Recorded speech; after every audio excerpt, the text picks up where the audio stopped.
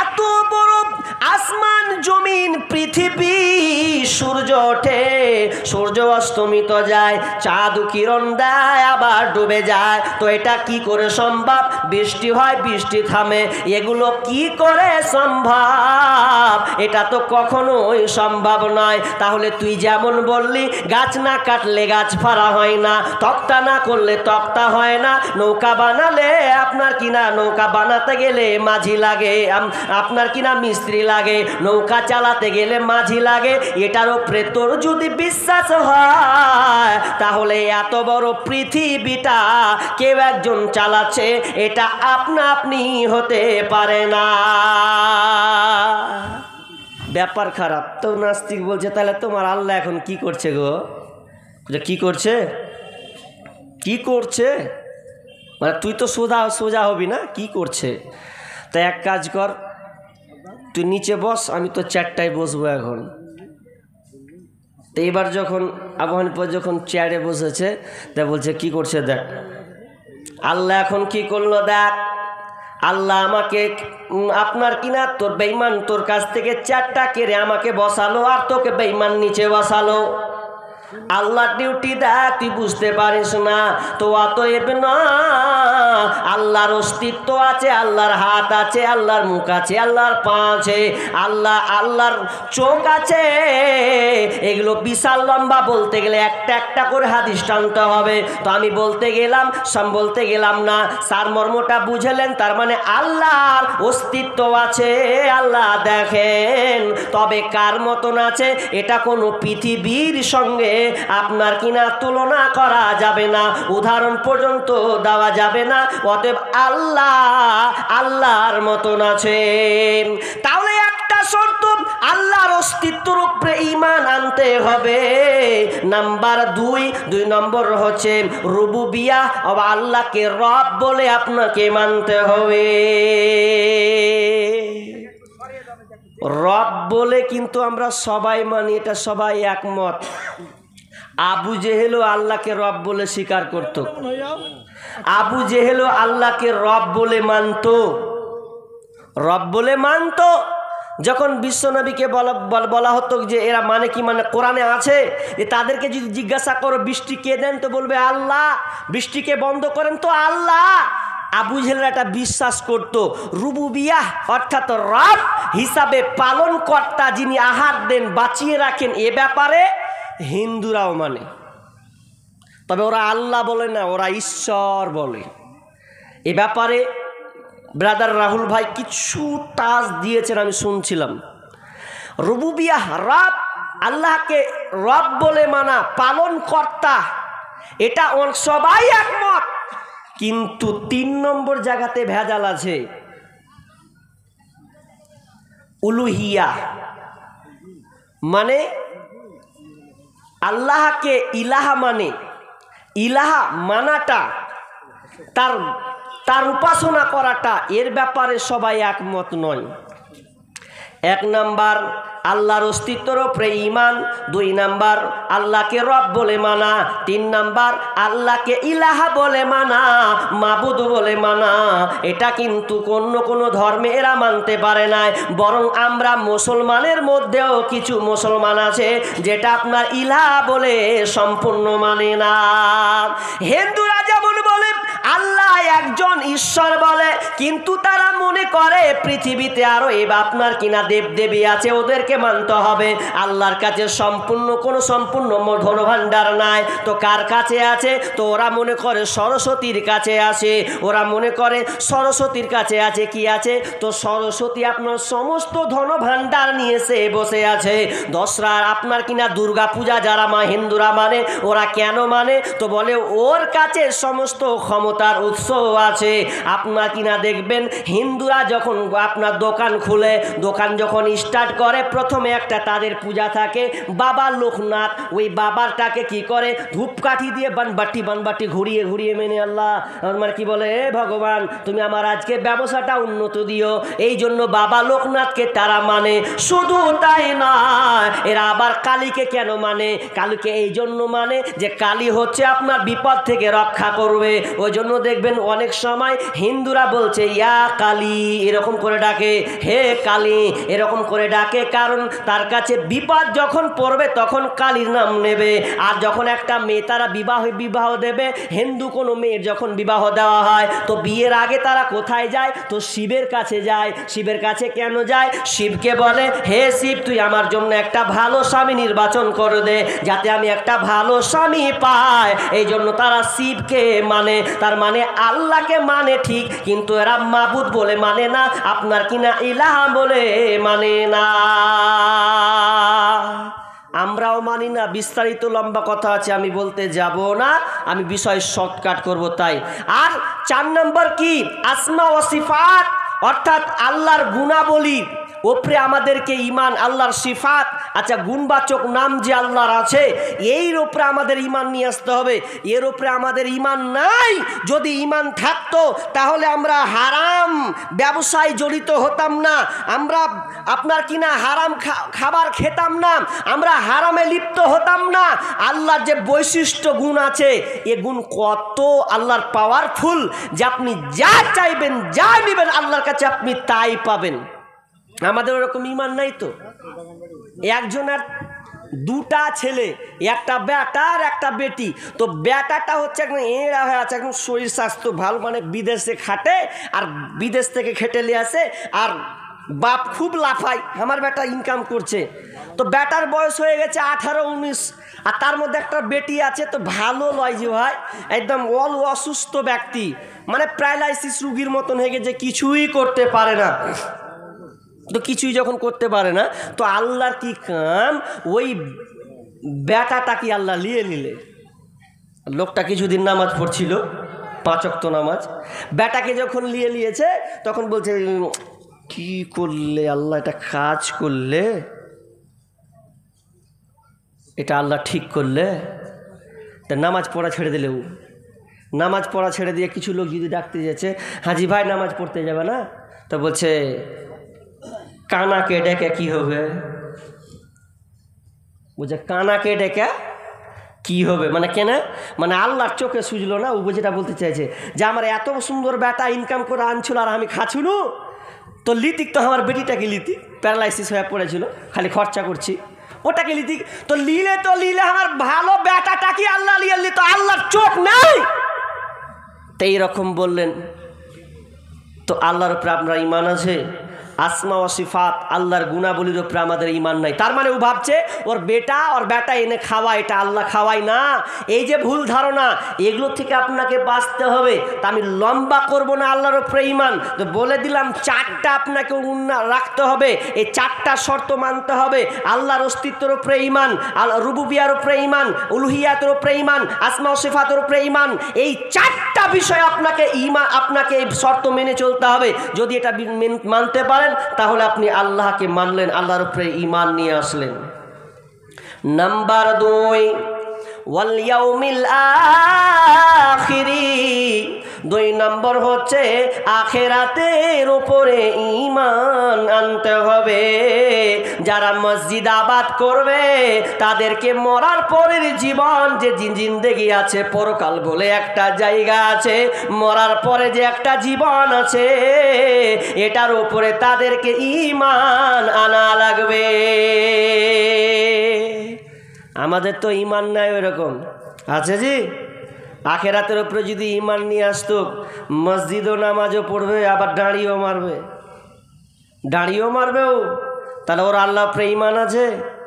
কত যুবক আছে, বলছি তথ্য আছে আপনাকে, বহুল তথ্য আছে, আপনি ধৈর্য সহকারে থাকেন। আচ্ছা, রবীন্দ্রনাথ ঠাকুরের অনেক কবিতা আমরা পড়েছি, পড়েননি ভাই? অনেকে আছেন এখানে। রবীন্দ্রনাথ ঠাকুরের অনেক কবিতা আছে, তো কবিতা বেচারি আবার চুরি করেও লিখেছেও, অনেক কবিতাও চুরি করেছে, বিশেষ করে কাজী নজরুল ইসলামের কাছ থেকে বেশি চুরি করেছে। আপনি গুগলে সার্চ দেন, ও কতটি চুরি করেছে সব ধরা পড়বে। গুগলসে আপনি সার্চ দেন তো আপনি পাবেন। তো একটা কবিতা পড়ছিলাম, কবিতাটা খুব ইন্টারেস্ট, যারা 9-10-এ পড়েছেন অবশ্যই এই কবিতাটা পড়েছেন। 2 বিঘে জমি পড়েছেন? কে কে পড়েছেন দেখি হাত তুলেন তো। মাশাআল্লাহ। শুধু বিঘে দুই ছিল মোর ভুঁই, আজ 100 বিঘে ছেড়ি নে। বাবু বাপু বাবু কহিলেন বুঝেছ উপেন, এ জমি লইব কিনে। কহিলাম আমি তুমি ভূস্বামী, ভূমির অন্ত নাই। চেয়ে দেখো মোর আছে বড় জোর, মরিবার মতো ঠায়। শুনি রাজা কহে বাপু জানো তো হে, করেছি বাগান খানা। পেলে 2 বিঘে পোস্তে ওদিকে, সমান হইবে টানা। ওটা দিতে হবে। এটা কার? তো এটা আপনার রবীন্দ্রনাথ ঠাকুর লিখেছে, কিন্তু এই রবীন্দ্রনাথ ঠাকুর চুরি করে কবিতাটা লিখেছে। এই কবিতার আগে শেখ সাদি আলাইহি রহমা আগেই একটা গল্প লিখে গেছেন। ওই গল্প থেকে, এই ঘটনাটা থেকে রবীন্দ্রনাথ চুরি করে কবিতা বানিয়েছে। এই ঘটনাটা কি ছিল? তো একজন বুড়ি মা, তার একটা ভিটে মাটি ছিল, একটা ছোট্ট টুকরে ঘর ছিল। ওই ঘর কিছুটা সুন্দর সুন্দর মানে সুন্দর ছিল।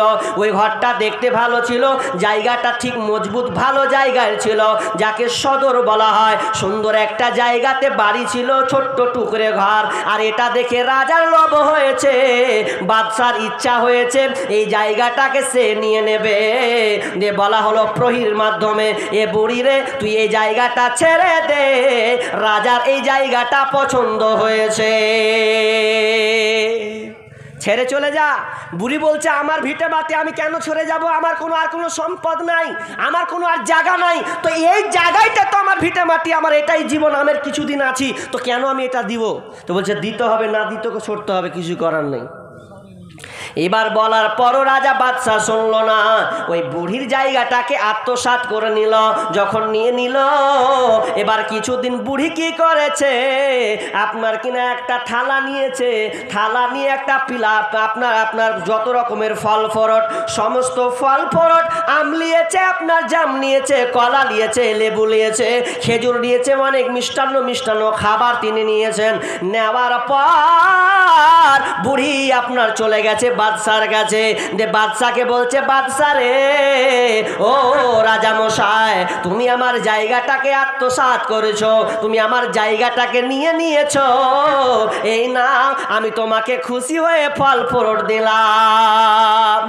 রাজা বলছে ব্যাপার কি রে, তুই খুশি হয়ে আমাকে ফল ফরট দিতে আলি, মানে ব্যাপারটা তো বুঝলাম না, কিসের আবার খুশি? বলছে রাজা মশাই শুনেলাম, আমি একজন মুসলমান, আমি বিশ্বাস করি আখেরাতের ওপরে, যে আখেরাত বলে একটা জীবন আছে। যারা এই দুনিয়ায় আপনার জুলুমবাজি করেছে, আত্মসাৎ করেছে, রাজা মশাই তুমি আমার জায়গাটাকে জবরদস্তি জোর করে নিয়েছ, আমি দিনাই তোমার ক্ষমতা খাটিয়ে আমার জায়গাটা তুমি নিয়ে নিয়েছ। আর শুনে লাও, আখেরাত বলে একটা জীবন আছে, মরার পরে একটা জীবন আছে, সেই দিন আমি বুঝিয়ে নেব। শুধু তাই নয়, আল্লাহ এর বিনিময়ে আমাকে ভালো কিছু দেবেন। তুমি আমার জায়গা আত্মসাৎ করেছো, আল্লাহ এর বিনিময়ে আমাকে মরার পরে সুন্দর একটা জায়গা দেবে, তার মানে আমি জান্নাতে পাবো। আর তুমি শুনে নাও, তুমি আমার সঙ্গে বেঈমানি করেছো, অত্যাচার করেছো, এর বিনিময়ে তোমাকে শাস্তি ভোগ করতে হবে। অতএব আমি আজকে খুশি হয়েছি, এই জন্য তোমাকে আমি পিয়ালা নিয়ে এসেছি, পিয়ালাতে ফল ফ্রুট মিষ্টান্ন ভান্ডার নিয়ে এসেছি, তুমি আজকে খুশি মনে খাও, আমি চলে গেলাম।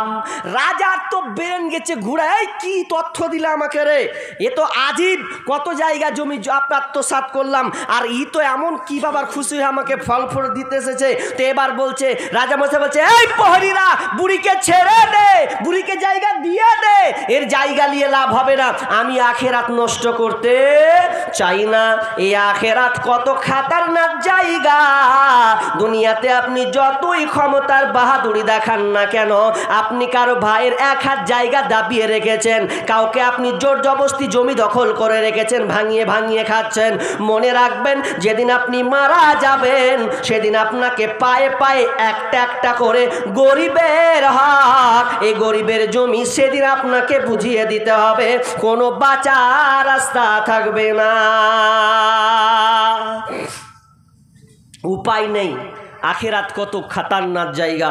এই আখেরাতের ওপরে আমাকে ঈমান নিয়ে আসতে হবে। ঈমান আমাদের আছে? কোথায় ঈমান আছে? কই? আপনাকে একটা ঘটনা বলি, তাহলে হাদিস থেকে বলি যে উমারের জামানায় একজন মহিলা ছিলেন।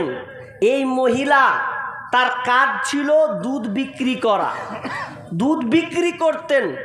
মা আর বেটি রাতের বেলায় আলাপ আলোচনা করছেন। আর উমর রাদিয়াল্লাহু তাআলা আনহুর, তিনি ছিলেন খলিফা, তার দায়িত্ব ছিল বা তিনি পছন্দ করতেন রাত্রে গভীর রজনীতে বেরিয়ে যেতেন, দুয়ারে শুনতেন কে কোন অবস্থায় আছে।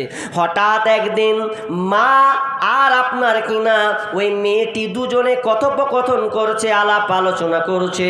মা বলছে, বেটি রে, দুধে পানি মিশিয়ে দে, দামটা তুই বেশি পাবি, বেশি তুই পাবে। আর যখনই বলা, উমার কিন্তু কর্ণপাত করে আছেন, আপনার কান দিয়ে শুনছেন।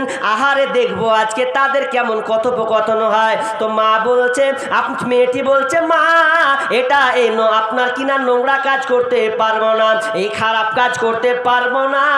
তো বলছে, যদি করি তো উমার তো দেখে ফেলবে।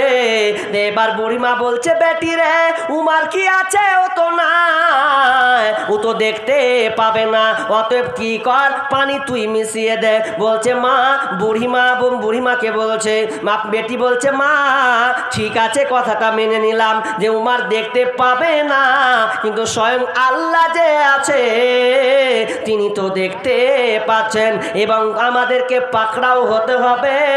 এটা তো হিসাব দেওয়া লাগবে। এটা যখন ধরা হবে তো হিসাবটা কি করে দেব? আমার কি দরকার পানি মিশানো? তো না না, আমি পানি মিশাতে পারবো না।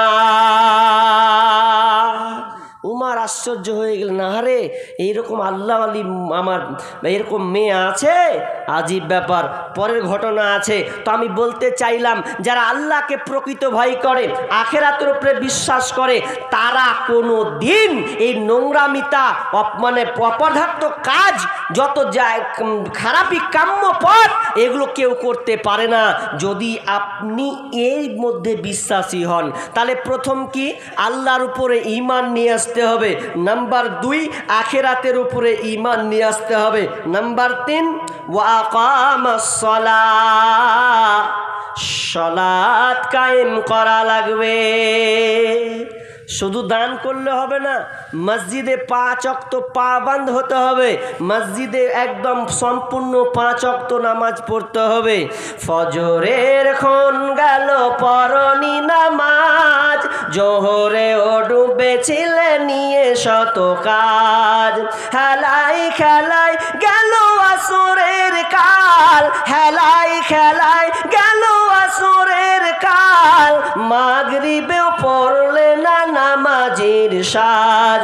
ফজরের ক্ষণ গেল পরনি নামাজ, জোহরে ও ডুবেছিলে নিয়ে শত কাজ। বিনোদনে কেটে গেল ইশার সময়, এতটুকু জাগলো না কবরের ভয়। বিনোদনে কেটে গেল ইশার সময়, এতটুকু জাগলো না কবরের ভয়। খুঁজলে না একবার নাজাতের পথ, খুঁজলে না একবার নাজাতের পথ, মুসলিম নাম নিতে পেলে না খোলাজ। ফজরের ক্ষণ গেল পরনি নামাজ, জোহরে ও ডুবেছিলে নিয়ে শত কাজ। তোমার মতন নেই হতভাগা কেউ, নেই এত পাপাচার পৃথিবীতে আর। একবার শুরু হলে ভাঙনের ঢেউ, কখনো ফিরাতে জানি পারবে না তার। তোমার মতন নেই হতভাগা কেউ, নেই এত পাপাচার পৃথিবীতে আর। একবার শুরু হলে ভাঙনের ঢেউ, কখনো ফিরাতে জানি পারবে না তার। সালাত ফারাক করে কাফির মুমিন, বিশ্বাসে আবাদ করো বুকের জমিন। সালাত সালাত কায়েম করা ঈমানের দাবি, সালাত কায়েম করা ঈমানের দাবি। পরকালমুখী কর মনটাকে আজ, ফজরের ক্ষণ গেল পরনি নামাজ, জোহরেও ডুবেছিলে নিয়ে শত কাজ। ফজরের ক্ষণ গেল পরনি নামাজ, জোহরেও ডুবেছিলে নিয়ে শত কাজ। আল্লাহ বলছেন ওয়াকামাস সালাহ, তোমরা সালাত কায়েম করবে। এই সালাত কায়েম না করলে ও মসজিদ আবাদ করতে পাবে না। যদি আল্লাহকে না ডাকে, আল্লাহর ইবাদত বান্দিগি যদি না করে, তাহলে সালাত আদায় করে আপনার কি নাম, আপনার আবাদ করে তার কি লাভ হবে? অতএব সম্ভব নয়। 3 নম্বর বৈশিষ্ট্য থাকা লাগবে, সে যেন 5 ওয়াক্ত নামাজ আদায় করে। কথাগুলো খারাপ লাগবে, আজকালকার সেক্রেটারি, সভাপতি, ক্যাশিয়ার হয়ে গেছে, অথচ তাদেরকে আগে বেশি বেশি করে নামাজে যাওয়া উচিত। আপনাদেরকে আর এদিকার ক্যাশিয়ার সভাপতি ভালো, মাশাআল্লাহ 5 ওয়াক্ত নামাজ পড়ে, কিন্তু আমাদের ওইদিকে ওই সভাপতি পদ নিয়ে বসে আছে, সেক্রেটারি পদ নিয়ে বসে আছে, নামাজের ধার ধারে না। তো আল্লাহ কাদেরকে বলেছেন মসজিদ আবাদ করবে? যারা এই 5টা গুণে গুণান্বিত হবে তারা মসজিদ আবাদ করবে। তো 3 নম্বর হচ্ছে ওয়া আকামাস সালাহ, সালাত প্রতিষ্ঠা করবে, নামাজ কায়েম করবে। কিন্তু আমরা সালাত প্রতিষ্ঠা করছি না, তাহলে আমাদের কি দুর্ভাগ্য দশা গো। তারপরে কি? ওয়াতাজ যাকাত, যাকাত আদায় করবে, যাকাত প্রদান করবে। অথচ আজকে দেখা যায় যাকাত দেওয়ার উপযুক্ত হওয়ার পরে মানুষ যাকাত আদায় করে না। এই ব্যাপারে আমার ইউটিউবে যাকাত সম্পর্কে আলোচনা আছে, বিস্তারিত লম্বা আলোচনা আছে। যাকাত কত মূল্যবান একটা ইবাদত, যে আপনার যাকাত ফরজ হয়ে গেছে অথচ আপনি আদায় করছেন না। অথচ আবু বকর সেই জামানায় বলেছিলেন, যারা যাকাত আদায় করবে না তাদেরকে হত্যা করে দাও, সাই সাই করে কেটে দাও, ওদের বাঁচার কোনো পথ নাই। শুধু তাই নয়, যদি আরবের মাটি হয়, যদি আরবের মাটি হয়, যদি যাকাত আদায় না করে তাহলে গর্দান মেরে কেটে দেবে, ওর বেঁচে থাকার অধিকার নাই, তাকে বন্দি করা হবে। তাহলে যাকাত কত গুরুত্বপূর্ণ জিনিস যে আপনাকে যাকাত আদায় করতে হবে। আর 5 নাম্বারটা কি শুনলেন? ওয়ালাম ইয়াখশা ইল্লাল্লাহ। আর 5 নম্বর গুণ হবে আল্লাহ ছাড়া কাউকে সে তাওয়াক্কা করবে না, আল্লাহ ছাড়া কাউকে ভয় করবে না। সুদে ঘুষে জীবন কাটে, করে দুর্নীতি, এমন লোক হয় যদি মসজিদের সভাপতি। সুদে ঘুষে জীবন কাটে, করে দুর্নীতি, এমন লোক হয় যদি মসজিদের সভাপতি। ভাইরে সত্য কথা বলতে গেলে মোল্লার চাকরি নাই, ভাইরে উচিত কথা বলতে গেলে মৌলবীর চাকরি নাই। আমাদেরই কপালেতে শান্তি বুঝি নাই, ভাইরে আমাদেরই কপালেতে শান্তি বুঝি নাই। এত দুঃখ রাখবো কোথায়, রাখার জায়গা নাই, ভাইরে এত দুঃখ রাখবো কোথায়, রাখার জায়গা নাই। আমাদেরই কপালেতে শান্তি বুঝি নাই, ভাইরে আমাদেরই কপালেতে শান্তি বুঝি নাই। 5 ওয়াক্ত নামাজ পড়ে কপালে তার দাগ, মক্কা থেকে নামের আগে লাগাই হাজি সাহেব। 5 ওয়াক্ত নামাজ পড়ে কপালে তার দাগ, মক্কা থেকে নামের আগে লাগাই হাজি সাহেব। চায়ের দোকানে বসে হাজি টেলিভিশন চাই, ভাইরে চায়ের দোকানে বসে হাজি টেলিভিশন চাই। হিন্দি গানের তালে তালে পা দুটি নাচাই, ভাইরে আমাদেরই কপালেতে শান্তি বুঝি নাই। এত দুঃখ রাখবো কোথায়, রাখার জায়গা নাই, ভাইরে এত দুঃখ রাখবো কোথায়, রাখার জায়গা নাই। আমাদেরই কপালেতে শান্তি বুঝি নাই, ভাইরে আমাদেরই কপালেতে শান্তি বুঝি নাই। সমাজেতে অসঙ্গতি বলবো কত আর, গায়ের জোরে বিচারপতি ঘুষেরই কারবার। সমাজেতে অসঙ্গতি বলবো কত আর, গায়ের জোরে বিচারপতি ঘুষেরই কারবার। ভাইরে গরিব দুঃখী টাকার লাগি বিচার নাই পায়, ভাইরে টাকার লাগি গরিব দুঃখী বিচার নাই পায়। আমাদেরই কপালেতে শান্তি বুঝি নাই, ভাইরে আমাদেরই কপালেতে শান্তি বুঝি নাই। বড় ছোট নাই ভেদাভেদ, কোথায় মান সম্মান, বাপের সমান মুরব্বিকে করছে অপমান। বড় ছোট নাই ভেদাভেদ, কোথায় মান সম্মান, বাপের সমান মুরব্বিকে করছে অপমান। ভাইরে 8 বছরের ছেলে যদি ডাইরেক্ট বিড়ি খায়, ভাইরে 8 বছরের পোলা যদি সামনে বেরি খায়, আমাদেরই কপালেতে শান্তি বুঝি নাই, ভাইরে আমাদেরই কপালেতে শান্তি বুঝি নাই। এত দুঃখ রাখবো কোথায়, রাখার জায়গা নাই, ভাইরে এত দুঃখ রাখবো কোথায়, রাখার জায়গা নাই। আমাদেরই কপালেতে শান্তি বুঝি নাই, ভাইরে আমাদেরই কপালেতে শান্তি বুঝি নাই। তাহলে 5টা গুণে যারা গুণান্বিত হবে তারাই কেবলমাত্র এই মসজিদ আবাদ করবে। এই মালাটা একজন দান করেছে, দুয়া চেয়েছে। আচ্ছা, মাশাআল্লাহ। মেয়েদের তরফ থেকে তো না, ছেলের তরফ থেকে। আচ্ছা, ছেলের তরফ থেকে মালা এসেছেন। একটি মালা, আল্লাহুম্মা সাল্লি আলাই আল্লাহুম্মা বারিক আলাই। দেখেন দান আসবে ইনশাআল্লাহ, দিয়েছেন, আরো মনে হয় বাকি আছে। একজন 50 কি ধান দান করেছে। একজন জি বলেন। বেনামিতে একটা পাখা দুল বলে সোনারই এসছে। বেনামিতে দোয়া চেয়েছে কিন্তু নাম কি দিয়েছে? কি দিয়েছে? 5টা দিন সোনা দিয়েছে। কিছু নাখেন নাকি? কানের দুল। আচ্ছা, কানের দুল আছে সোনার। তারপরে আর কেউ আছে কিছু? গয়না এসছে কয়েকটা, সবাই। আচ্ছা, গয়না ও আগে দিয়েছে বলেছে না? যাক, মাশাআল্লাহ, আল্লাহুম্মা সাল্লি আল্লাহুম্মা বারিক আলাই। 5টা ডিম দিয়েছে, 100 টাকা দাম দিয়েছে। আচ্ছা, মেয়েদের তরফে 5টা ডিম। আল্লাহ তার ডিমে আরো বরকত দাও। আল্লাহ তার ডিম আপনার মুরগি যেন বেশি বেশি করে ডিম পারে, এ তৌফিক দান দাও। আর যেন দানও দিতে পারে এবং খেতেও পারে। আল্লাহ তুমি বরকত দান করো। জাহাঙ্গীর আলম নিজে দিয়েছে এবং চেন্নাইতে কালেকশন করে নিয়েছে। জাহাঙ্গীর আলম কত আছে? 5.5। 5.5। 5,500 টাকা। আল্লাহুম্মা সাল্লি আলাই আল্লাহুম্মা বারিক আলাই ইয়া রাব্বুল আলামিন। চেন্নাই থেকে, এখানে নেই নাকি? হ্যাঁ, চেন্নাই থেকে নিয়েছে জাহাঙ্গীর আলম। হ্যাঁ, জাহাঙ্গীর আলম তিনি আছেন না? চেন্নাই আছে? আছে। ও আছে, যাই হোক, এই 5,500 টাকা দিয়েছেন। আল্লাহুম্মা সাল্লি আলা মুবারক আলাইহি। আল্লাহ দানকে তুমি কবুল করে নাও। দান আছে।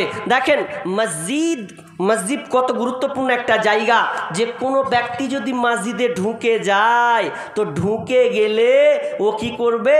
ঢুকে যদি যায় আর নামাজ পড়ে যদি বসে থাকে তো ফেরেশতারা তার জন্য দোয়া করতে থাকে। কত গুরুত্ব আছে দেখেন মসজিদে। এবং আপনি যদি মসজিদে যান, বিষ্ণু বলছেন ও হচ্ছে আল্লাহর মেহমান। আপনি মেহমান যতক্ষণ থাকবেন মসজিদে বসে, কিন্তু বাজারে আপনি 1 পয়সাও নাকি করতে পারবেন না। কারণ বাজার হচ্ছে একটা অপবিত্র জায়গা, অনেক নোংরা, কত কিছু হয়। কিন্তু মসজিদ, আজকে আমরা বর্তমান মুসলমানেরা, আগে সাহাবিদেরকে পাওয়া যেত বাজারে, না কোথায় পেতেন জানেন? বলছে মসজিদে দেখো পেয়ে যাবে। আর আজকালকার মসজিদে লয় বাজারে ঢুঁড়ে কোন ঢেজে আছে আল্লাহ জানে। ও বাজারে আড্ডা মারবে কিন্তু মসজিদে গিয়ে বসে না। যান মসজিদকে আবাদ করতে শিখুন। আমরা মসজিদে ঝাড়ু দিয়েছি, এরকম হাত তুলেন তো কেউ? মসজিদ ঝাড়ু দিয়েছেন কই দেখি? মাশাআল্লাহ। মসজিদে ধারুন।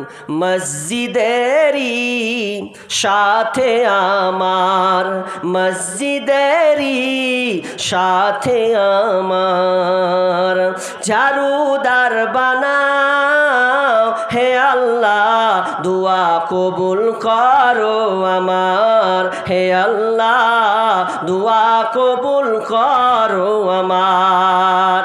আর কাজী নজরুল কি বলেছেন? মসজিদেরই পাশে আমার কবর দিও ভাই, যেন গোর থেকে মুয়াজ্জিনের আজান শুনতে পায়।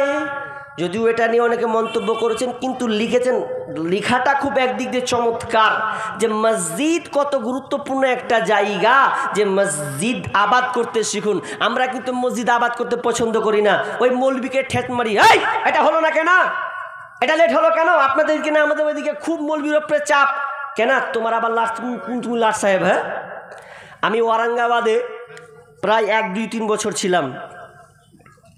তো একটা লোক ছিলেন, লোকটা হচ্ছে প্রায় 3 থেকে 4 কোটির মালিক, 4 কোটি। ওই লোকটাকে দেখতাম ফজরের পরে যখন নামাজ হয়ে যেত, প্রতিদিন দেখতাম লোকটাকে যে প্রতিদিন একাই ঝাড়ু দিত, পরিষ্কার পরিচ্ছন্ন করত। তা কতটুকু তার মসজিদের মাহাব্বাত ছিল। আর আজকে আমরা ফুটা পাটা কুন্ডেকার একটা মেম্বার প্রধান হয়ে গেছি, বা কিছু দুঃখ নিয়েন না, অথচ আপনি বুক ফুলিয়ে বলেন কোনোদিন গিয়েছেন আপনি মসজিদটা একটু পরিষ্কার করতে, যে আমি মসজিদটা গিয়ে আমি একটু পরিষ্কার করি। কত মূল্যবান মসজিদ, এই মসজিদকে আপনি বুকে টেনে নিয়েছেন, আপনি মনে করছেন দান দিয়ে দিলাম, এটাই না। দানের পাশাপাশি আপনাকে মসজিদ আবাদ করতে শিখতে হবে, মসজিদে যেতে হবে, মসজিদের কোনটা অভাব হয়েছে একটু টুকটুক করে তাকিয়ে আসবেন। মসজিদের কত ফজিলত জানেন, কি বলছেন, যে রাসূল সাল্লাল্লাহু আলাইহি বলছেন, মান বানালিল্লাহি মসজিদান বানাল্লাহু লাহু বাইতান ফিল জান্নাহ। কেউ যদি আল্লাহর উদ্দেশ্যে, আল্লাহর সন্তুষ্টির উদ্দেশ্যে যদি কেউ মসজিদ বানায়, তা আল্লাহ তাআলা কি করবেন, তার জন্য জান্নাতের ঘর বানিয়ে রেখেছেন। শুধু তাই নয়, আপনি যদি পাখির বাসার পরিমাণও যদি আপনি একটা মসজিদ করতে পারেন, তো তার জন্য জান্নাত রয়েছে। এটা আমার কথা নয়, স্বয়ং বিশ্বনবী বলছেন। কত দামি জিনিস বলেন তো। একজন বনি সালামাহ, একজন সাহাবী, তিনি তার সমস্ত মাল মানে বাড়িকে ভেঙে দিয়ে মসজিদের নববীর পাশে ঘর করবেন। তা আল্লাহ রাসূল বলছেন যে, যখন আল্লাহ রাসূল খবর পেলেন, তো বনি সালামাকে বলছেন যে, কি সালামা, কি ব্যাপার, তুমি শুনছি না কি যে ঘর ভেঙে দিয়ে তুমি মসজিদের নববীর পাশে ঘর করছো? তো বলছে, হ্যাঁ আপনি ঠিকই শুনেছেন। বলছে, করিও না, তোমার বাড়ি ওখানেই থাক তোমার বাড়ি। কেন? বলছে, তুমি বাড়ি থেকে যখন উজু করে আসবে, প্রত্যেকটা পা যখন ফেলবে, তো সমস্ত পায়ের পরিবর্তে তুমি একটা করে পদে তুমি নেকি পাবে, এবং তোমার গুনাহগুলো ঝরে যাবে। তো বলছে, এ তো সওয়াব। তো ওই আবু সালামা আর ভাঙেননি, থেকে গেছেন, বাড়ি থেকে আসতেন, নামাজ পড়তেন। তাহলে মসজিদ কত গুরুত্বপূর্ণ দামি একটা ঘর, ইবাদত, যে আমরা আজকে মসজিদকে ভুলে গেছি। আরে আপনার কষ্ট হচ্ছে, দুঃখ হচ্ছে, আপনাকে ভালো লাগে না, যান মসজিদে গিয়ে বসেন, পরিষ্কার করেন, ঝাড়ু দেন, সাফ করেন, 2 রাকাত সালাত আদায় করেন, দেখেন আল্লাহ আপনার শান্তির প্রশান্তি আনিয়ে দেবে। কিন্তু আমরা কি করি, মানে শান্তি তো নেই, ওই টাউনে গিয়ে যে একটা বেরি গেলা দেবে, ভালো লাগে না, সারা জ্বালিয়ে খেয়ে নিলে টানছেও, মানে ওকে আর ভাল লাগে না, বিবির বকানি খেয়েছে, ওই যে কাকে জ্বালিয়ে নু, ওটা বাদ দিয়ে আপনি মসজিদে ঢুকুন, আল্লাহর কাছে 2 রাকাত সালাত আদায় করে বসুন, একটু দেখভাল করুন, দেখেন আল্লাহ আপনার অন্তরকে প্রশান্তি করে দেবে। কিন্তু আমরা চলে গেছি উল্টা জায়গায়, এই জন্য তো আমাদের কায়দা। তো দেখেন সময় চলে এসেছে, শেষের দিকে দানের কথা বলা হয়েছে। তাহলে দান মসজিদে দিবেন, এই মসজিদে আপনার দান আপনি যদি চলেও যান, মরেও যান, তবু আপনার এই দানটা থেকে যাবে, এই দানটা অব্যাহত থাকবে।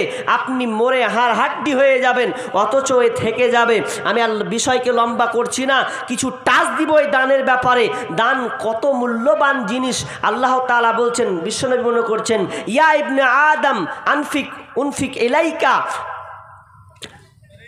ইয়া ইবনে আদম উনফিক ইলাইকা, তুমি আমাকে দাও, আমি আল্লাহ তোমাকে দেব।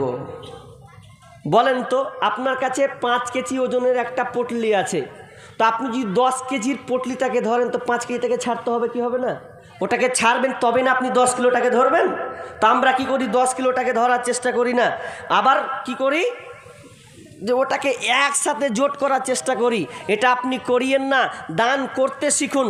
দান আপনাকে কৃপণ করবে না, বরঞ্চ দান আপনাকে আরো বড় করে তুলবে। বনী ইসরাইলদের একটা ঘটনা আছে, যে একটা লোক স্বপ্ন দেখছে। তো স্বপ্ন তো কি দেখছে, তো স্বপ্ন চেয়ে ও দেখতে পাচ্ছে একজন বোন দিয়েছেন কটা, 70 টাকা, আল্লাহুম্মা সাল্লি আল্লাহুম্মা বারিক আলাই, যে বলছে যে তুমি টাকা পয়সা নিতে চাও, তো টাকা পয়সা নিতে গেলে তুমি যদি ধনভাণ্ডার নাও, গাড়ি বাড়ি নাও, তাহলে তোমাকে একদিন ফকির হতে হবে। সকালে চট করে ঘুম ভেঙে গেছে, যে স্বপ্ন আমি কি দেখলাম, একজন দিয়েছেন 150 টাকা, আল্লাহ মশাল্লাহ বারকালাই, তো চট করে ঘুম ভেঙে গেল। তো স্ত্রীকে বলছে, শোনো, শুনছো গো? বলছে আজকে আজব স্বপ্ন দেখলাম। কী স্বপ্ন দেখেছো? বলছে স্বপ্ন দেখলাম, দুইটা স্বপ্ন দেখানো হলো। একটা স্বপ্ন দেখলাম যে আমাকে টাকা মাল, টাকা পয়সা, জমি জায়গা সব কিছু দেবে, কিন্তু এক জায়গায় আমাকে গরিব অসহায় হয়ে যেতে হবে। তো বলছে তুমি এটা নিবে না ওটা নেবে? তো স্ত্রী বলছে এক কাজ করো, আগে টাকা পয়সা বড় লোক তো হও, তারপর দেখা যাবে। এবার যখন আল্লাহ ওকে টাকা পয়সা ধন সম্পদ দিল, বলা হয়েছে একদিন সে ফকির হয়ে যাবে, কিন্তু লোকটার গুণ কত ভালো ছিল দেখেন। তাকে যখন আল্লাহ ধন সম্পদ দিলেন, তো ধন সম্পদ দেওয়ার পর তিনি কি করলেন, আজ প্রতিদিন সে আল্লাহ রাস্তায় দান করতে থাকে,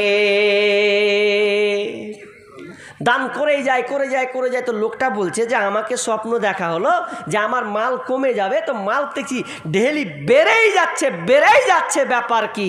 তো আবার স্বপ্নে দেখানো হলো তুমি আপনি তো ফকির হবে, তুমি নিচে নেমে যাবে, কিন্তু না, আমি আল্লাহ তোমাকে দান দিয়েছি, কিন্তু এই দানটা তুমি আবার গরিব অসহায়কে দিয়েছো, এটা আল্লাহ খুশি হয়েছেন, এই জন্য আল্লাহ তোমাকে আস্তে আস্তে বড় পদে তুলেছে। দান কোনো দিন কমে যায় না, আমরা দানে অসচ্ছলতা মনে করি। আর সামনে কি কইতে খালি ইহুদির ব্যাপারে, খ্রিস্টানদের ব্যাপারে বেরাদারা হল খুব তথ্য দিল। তথ্য কি দিল? যে তারা এত খাতারনাক, এত কি, তা আমাদের তথ্যটা ঘোড়ার ডিম কে তুলবে? আপনি ইহুদি খ্রিস্টানদেরকে দেখেন, ওরা আমাদের মতন এরকম কালেকশন করে না, তো চেয়ে বেড়ায় না, ওই জন্য ওরা সবচাইতে আগিয়ে আছে। কি মনে করছেন আপনি? ইহুদি খ্রিস্টান হলে কি হবে? তারা যারা ওই ধর্মকে যারা লালন পালন করে, ওরা আমাদের মতন এভাবে চায় না, দে বাপ দে, দে দে বাপ দে, এরকম লয়। ওরা আগেই ওরা ক্যালকুলেশন করে নেই কাকে কতটা দিতে হবে, এটা আমাদের মতন চাই না। ওদের ঠিক ঢেরি টাকা পালা লেগে যায়, এটা সোশ্যাল মিডিয়াতে ওরা প্রকাশ করে না, আর আমাদের সোশ্যাল মিডিয়াতে প্রকাশ করা লাগে। তারা দেখেন তারা ওদিক দিয়ে কত স্পার্ট আছে, অথচ আমরা মুসলমান হিসাবে গর্ববোধ করি, কিন্তু এগুলো দিয়ে আমরা পিছিয়ে আছি। অতএব করে নেবেন দান, গ্রামে জালসা করবেন, তার আগে কালেকশন যত আছে একদম ভালো করে নেবেন, দিয়ে আলোচনা শুনুন 4 ঘন্টা 5 ঘন্টা, দেখেন ভালো লাগবে। বক্তা আলোচনাও 2 ঘন্টা করবে, বিষয় ভিত্তিক আলোচনা হবে, শুনতেও ভালো লাগবে। দানগুলোকে সব সেরে নেন, অনেক জায়গাতে আছে। কাটিহারে এক জায়গায় গেলাম, কালেকশন করে নিয়েছে জি ভরে যত আছে। এক জায়গায় দেখলাম ওই ডালকোলাতে বলছে টাকা উঠেছে, প্রাইস কত বললো 6 নাকি 7 লাখ টাকায় উঠে গেছে। এখন বলছে আপনি যে টাকা পারবেন লাস্টে নেবেন 5-10 মিনিট, ব্যাস হয়ে গেল। আর আমাদের এই মালদা আর মুর্শিদাবাদ এমনই জায়গা যে 2 ঘন্টা 8 ঘন্টা 25 মিনিট ধরে বলছে আপনি কালেকশন করতেই থাকেন, ওই জন্য দস্যুতা পালিয়ে যায়। তো এই জিনিসগুলো আমাদের এক্সচেঞ্জ করতে হবে, অবশ্য আস্তে আস্তে এটা এক্সচেঞ্জ হবে আশা করছি, তবে চেষ্টা করতে হবে। আর বলেন ভাই আছেন 5,000 টাকা দেবেন এরকম কোনো দাতা আছেন? দেখেন কালেকশন তো দিয়েছেন অনেকে, আমি চাইছি একজন 10,000, একজন 5,000, এরকম কোনো দাতা আছেন দেবেন আল্লাহর হস্তে? আছেন কেউ? একজন মনে হয় 5,000 না 5,500 টাকা পেয়েছি একটা। তো কেউ আছেন এই গভীর রজনীতে শেষের বেলায় যে আমি শেষ রাত্রিতে 5,000 টাকা দিলাম, যে পারবেন 10,000 টাকা, কত 4,000 টাকা? লিল্লাহি তাকবীর। যা হোক পেয়েছি, একজন পেয়েছি, যা হোক মাশাআল্লাহ, 2 জন হয়ে গেল, একজন 5,500 5,000 টাকা। তো ভাই 1,000 টাকার নগদ দিচ্ছে, মানে ওটাও নগদ, মানে ওটা ফোনপে পেমেন্ট করে দিচ্ছে, তো 5,000 টাকা দিচ্ছে। ভাই কি নাম? ভাই কি নাম আপনার? সাদ্দাম শেখ বা সাদ্দাম হোসেন। এই ভাই কি করেছেন? চেন্নাই মিস্ত্রি, ও কেরালায় কাজ করে, ও তো ইনকাম মোটাই হয়, ভালো ইনকাম। কেরালাতে ইনকাম খুব মোটা, মানে আমাদের কয়েকজন যায় তো, কাজও বলছে নাকি কঠিন, কিন্তু ইনকামও মোটা আছে। আল্লাহ তার তিনি যেন ওখানে গিয়ে আরও ভালো কাজ করতে পারে, আল্লাহ যেন সুস্থ দান করেন, সকল আমিন। আল্লাহ তার পরিবারকে যেন সুস্থ রাখেন, ভালো রাখেন। হে আল্লাহ, তার আত্মীয় যদি কেউ মারা থাকে, তার আত্মীয় স্বজন, আল্লাহ তাদেরকে তুমি মাফ করে দাও। আল্লাহ তুমি ফিতনা ফাসাদ থেকে ভাইকে রক্ষা করিও, ভাইকে নামাজ পড়ার তৌফিক দান করিও, সকল আমিন। বলেন ভাই আর কেউ আছেন? একজন 10,000 টাকা চেয়েছি, 10,000 টাকা। কেউ নাই? কোনো মা বোন নাই? কোনো মা আছেন যে রাত্রি রজনীতে 5,000 টাকা দিবেন? আরে সিমেন্টগুলো বলেন দেখি, সবাই তো দিয়েছেন জানি, এক বস্তা করে সিমেন্টগুলো দিলে হয় না? আমি খুব জোরে 10 মিনিট আছি, বসেন, যাবেন না 10 মিনিট, মিডলে কিছু তো বলবো ইনশাআল্লাহ। বলেন 5,000 টাকা তো পেলাম, 10,000 টাকা আর না হয় দিনায় দিতে পারলেন। সিমেন্ট এরকম লেখাবেন, 5 জন হাত তুলেন তো ভাই, যে মৌলানা দিয়েছি আপনার খাতিরে আমি দিলাম, 1 বস্তা সিমেন্ট লিখিয়ে দিলাম, এরকম কেউ আছেন? বলেন, এ রাত্রি গভীর লোকও নাই, বলবেন 1 বস্তা সিমেন্ট পাওয়া যাবে না? কে? ইউসুফ আলী, এখানে বাড়ি? আচ্ছা, 2 বস্তা সিমেন্ট ইউসুফ আলী লেখেন তো। মাশাআল্লাহ, 2 জন পেয়েছি, 2 জন পেয়েছি, আর 3 জন পারবেন কেউ? 5টা, এই যে ওখানে আঙুল তুলে